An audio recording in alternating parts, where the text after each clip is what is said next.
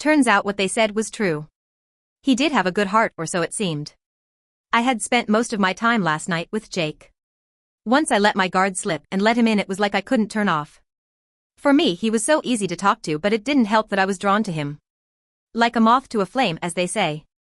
I still found it strange. I had never felt so attached to a person I didn't know before. It was like I had known him for years. I still believed my new friends were hiding something, but I had decided to let it go. If they were going to tell me, then they'll tell me. It had just gone past 6 a.m. and I was planning on going on my first run since I got here. I wasn't a sporty person, I didn't do much exercise, but I did enjoy a run first thing in the morning. I didn't have a beach, but I did have an open forest that was right on my doorstep. Clipping my iPod to my arm, I placed my empty cup in the sink. My gran was still in bed, all the early mornings were starting to take toll on her. Pressing play, I headed out the back door and began my journey. I had given up.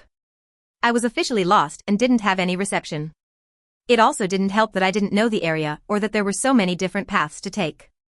I thought it would have been one big circle, an easy path to follow, but no. Why do I always get myself in these situations?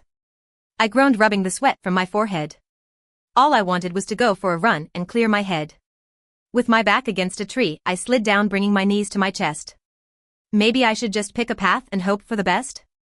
It was still early, so I had lots of daylight left. Too busy in my own thoughts, I didn't hear them approach. Leah? Feeling my body relax, I got to my feet. You have no idea how happy I am to see you. Kane was standing in front of me with two of his friends. You lost? He smirked. Who knew these woods were so confusing? Can you help me out? I asked. Sure thing, we were just heading back anyway. Leah, this is Tim and Eric, you'll see them around school when you start. Giving them a small wave, I started to follow them back. What are you doing out here anyway? Isn't it obvious? I grinned, motioning to my running gear.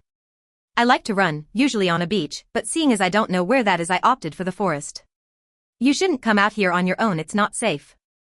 My belly did a flop as the words left his mouth. How is it not safe?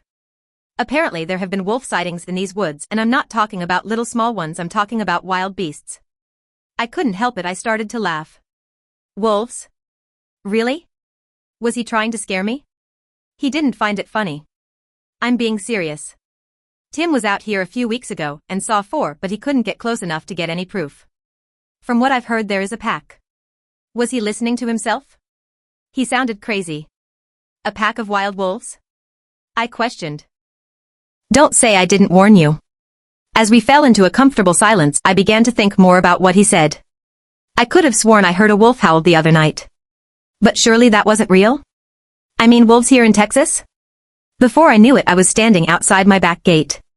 Thank you for helping me out. I'd have probably been stuck out there for hours if you weren't kicking about.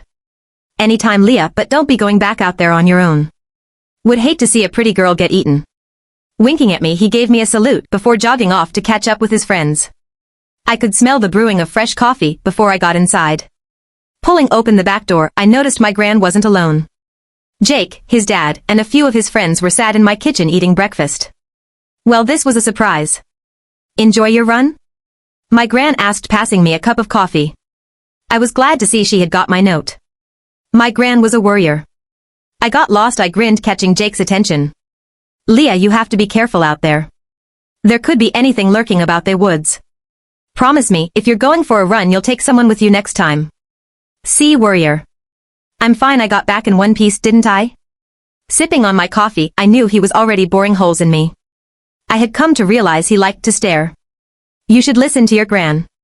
Jake's dad put down his coffee. Anything could have happened out there. I bumped into Kane and he brought me back. No big deal. I shrugged. Kane? Jake hissed, his knuckles turning white with how tight he was holding his cup. Fucking Kane. Teeth bared, he got up, knocking over the chair in the process.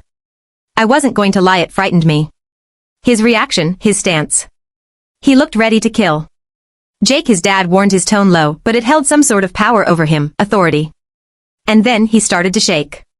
Leah, sweetheart, can you do me a favor? Can you run and get Alana? Jake's dad asked, but I couldn't move. It was like I was in a trance. I couldn't stop staring. Grabbing a hold of my shoulders, he shook me gently. Go and get Alana. So I did. I ran all the way to their house. Bursting through the front door, my cheeks instantly grew hot.